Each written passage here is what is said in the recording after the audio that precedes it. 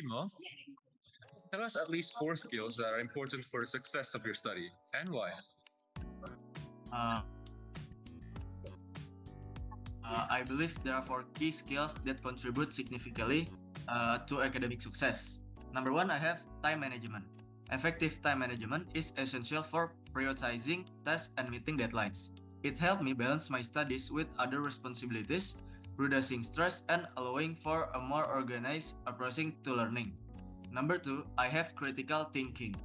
Critical thinking enables me to analyze information and evaluate arguments effectively.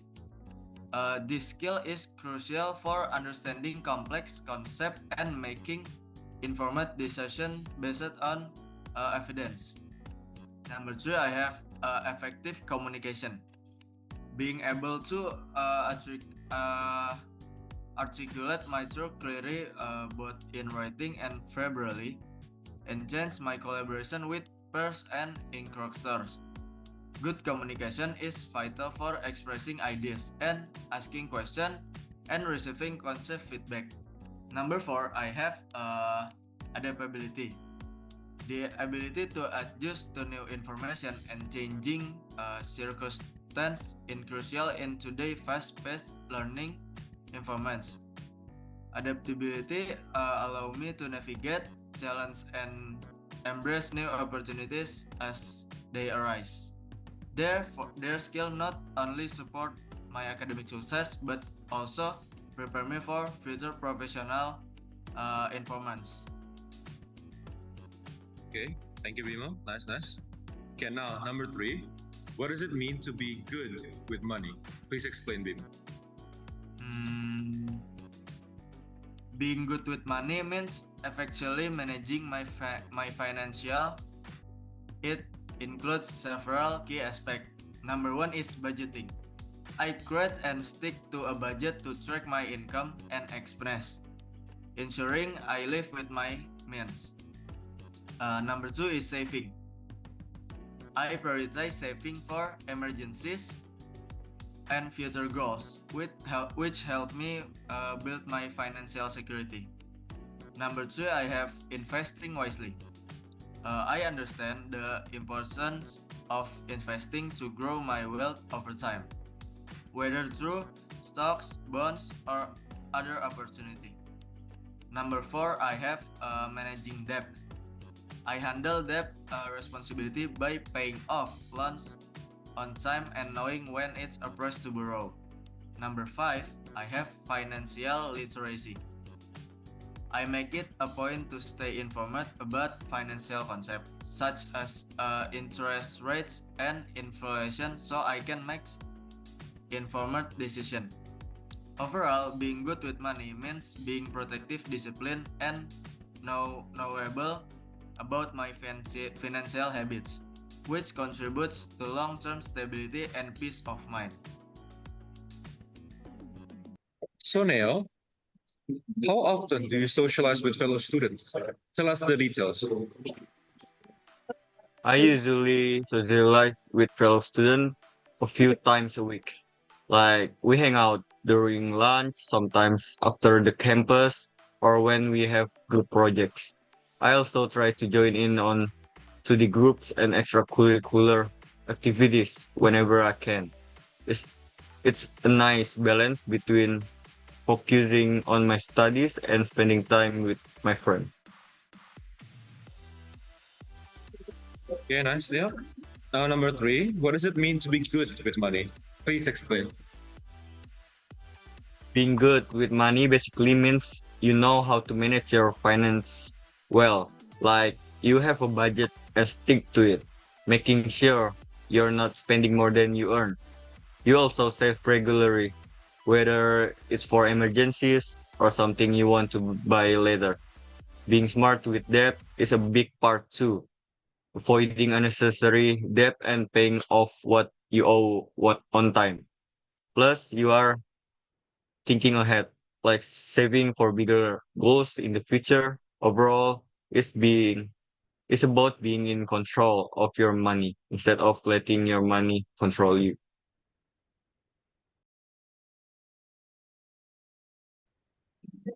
Revan, I have a question for you. How Yes. often do you socialize with fellow students? Tell us the details. Well, for me, I usually communicate with people when they start a conversation with people. It is because I'm trying to speak with new people. I only speak when I want to ask, ask question. Okay. And I have another question for you. What type of social media are you using, and what's benefit can you get from that? And why? What type of social media do I use? I use Twitter, Instagram, and WhatsApp. Three of all are the best for communicating with people or finding information. And they also have the best features and are easy to use. For their security are extremely secure. Okay, Revan. Thank you for your answer. And how about you, Israel? How often do you socialize with fellow students? Tell us the details. Depends on the people I communicate with, but usually I can socialize with everyone when situation calls for it, especially when they interact with me first. Like when I want to meet new people, I just introduce myself, start the conversation with a topic that seems interesting for the both of us, and then just carry on the flow with them. You know? And the second question, what types of social media are you using? And what the benefit can you get from and why? Well, for me, I use Instagram and WhatsApp as of right now. Both of these apps have been lifesavers for when I need to text somebody fast, or when I'm extremely bored, or even when I'm just trying to find useful information on currently what the new topics and news are. And I specifically chose these two mainly because they are convenient and easy to use. Plus, they're very secure with extra updates and security to boot and are extremely consistent in them. This visual shows us how the pet passing through what appears to be slum area. The path is flanked on both sides by heavy houses built in metal sheets, rotten wood, and other basic materials. Many people can be seen walking through the dirt path, which appears to be the main road of the area.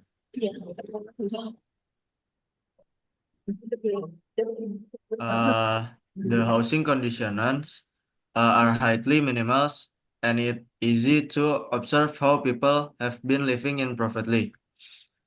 Debris and trash are scattered along the path. The structures are packed very close to each other and seems to be constructed without a proper plan or infrastructure. It is most likely a scene of life in an informal settlement of an urban area, probably in Africa or any other part of the world, where a lot of residents lead a supposedly less than privileged life with very minimal infrastructural developments and service provisions.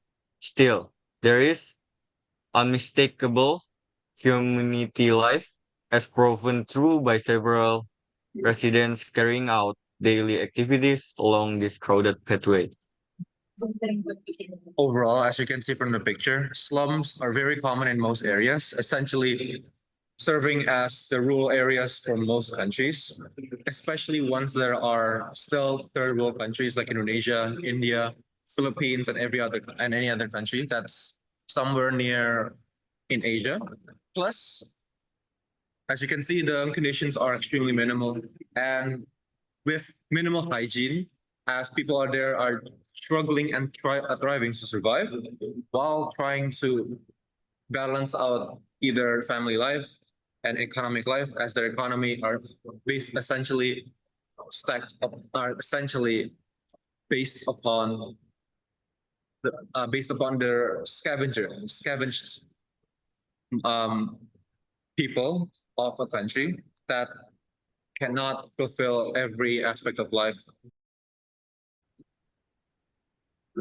For me, shirts and flops are just usually the go-to clothing choice for anyone that's in Southeast Asia and we're in Indonesia right now, or if their country is hot. But I wouldn't recommend using this when it's cold anywhere.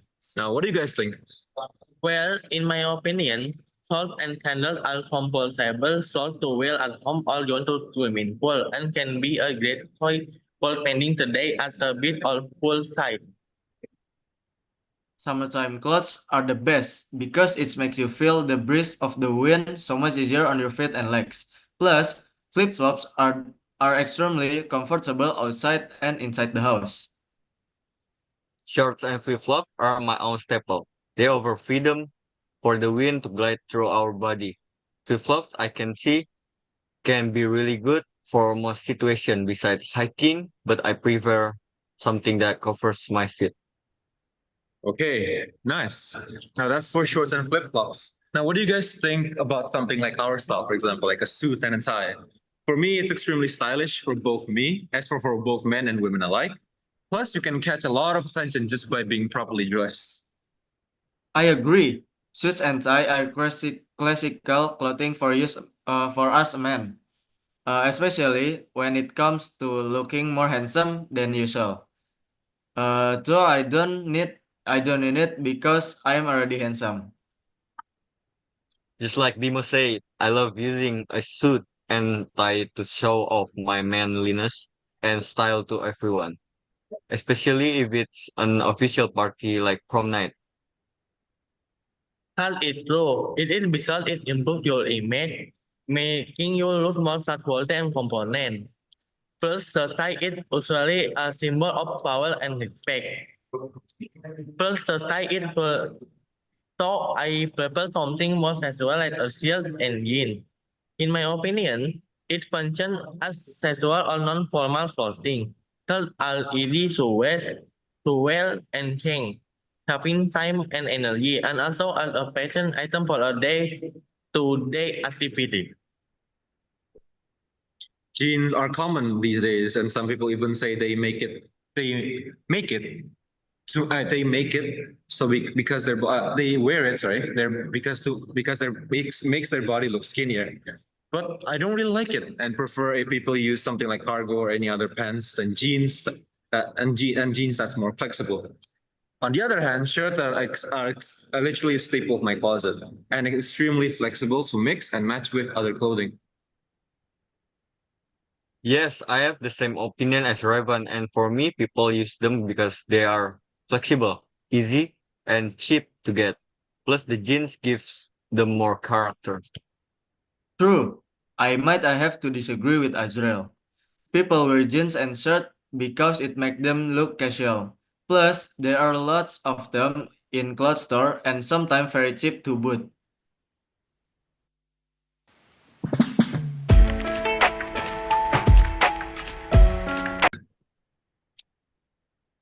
Well, me personally, I do think the term friends can be a wide spectrum ranging from acquaintances, kenalan, just friends and best friends. But friends are meant to be treasured and acknowledged, not just as tools or stepping stones in our lives. If there are two best friends, they will be there for you through thick and thin throughout life. And no matter how things get, they are there for you. But most importantly, they reflect how you see people. And the type of friends you make are essentially characteristics of yourself that you usually favor. Now, for example, you have a emo side, funny side, extremely chill side, what are that, all of that. They basically reflect how you see yourself and the personality that you favor in yourself. Now, what do you guys think? But at first, I want to ask Refan, what do you think? I agree and disagree. I agree it was because friends are social creatures who cannot live without other humans. It's because the presence of friends help you discuss spiritual spread of friends more easily. Good friends can also make you respect yourself more. Not surprisingly, the disagree the benefit of having lot of friends also can help psychological and physical health. Ooh, I see, I see. Nice personal views, Refan. How about you, Ned? I think friends are those special ones who choose to be part of our life. They are the ones to share our laughter and wipe our tears as we grow. and they accept us for who we are. True friends stand with one through thick and thin, join in one's successes, and do not fear telling the truth when time may call for it. They make adventures in life fun and its challenges less scary by their presence. More than people to hang out with, they are the family we choose. Those that add meaning to our lives by being part of it. How about you, Bim? What do you think friends are for? I think the key to keeping strong friendship is a good communication and effort. It's important to check in with each other, not just when things are true, but also to share happy moments. Being honest helps build trust, and showing that you can make a big difference. Flexibility is also important. Life can get busy and we might not always have time to connect. Understanding that everyone has their own stuff going on and being patient really helps. Plus, doing fun activity together keeps the friendship strong. Okay, thank you, Refon. So thank you, Bimo. Thank you, Neo. Nice.